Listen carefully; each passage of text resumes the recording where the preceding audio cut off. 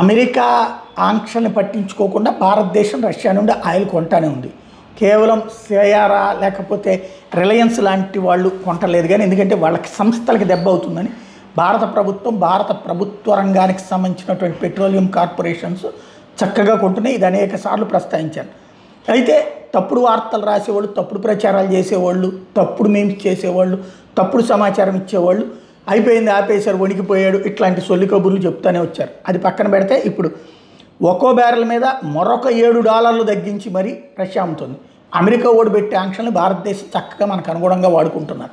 మోడీ సర్కార్ టాక్టికల్గా వాడుతుంది. చూసారు, వాళ్ళు అంత ఆంక్షలు పెట్టినా కూడా మేము మీ ఆయిల్ కొంటున్నాం, డిస్కౌంట్ అంటుంది. తద్వారా డిస్కౌంట్ మళ్ళీ పొందింది.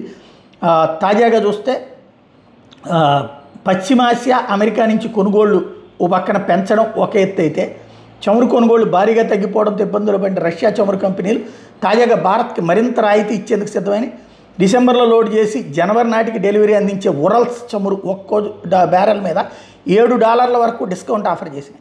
గత 2 ఏళ్లలో ఇదే అతి ఎక్కువ రాయితీ. ఆంక్షలకు ముందు ఈ రాయితీ ఒక్క బ్యారెల్ మీద $3. రష్యా భారత్ చమురు రిఫైనరీ సంస్థను ఉటంకిస్తూ బ్లూంబర్గ్ ఈ వివరాలతో ఒక కథనం ప్రచురించింది. రష్యా చమురు సంస్థలు ఆ దేశ చమురు రవాణా ట్యాంకర్ల మీద అమెరికా ఆంక్షల నేపథ్యంలో భారత్, చైనా సహా పలు దేశాలు, పశ్చిమాసియా, అమెరికా ఇతర దేశాల నుంచి చమురు కొనుగోలు పెంచినాయి. ఈ క్రమంలో చమురు రవాణా ట్యాంకర్లకు డిమాండ్ పెరిగిందన్నటువంటి విషయాన్ని చెప్పుకొచ్చాయి.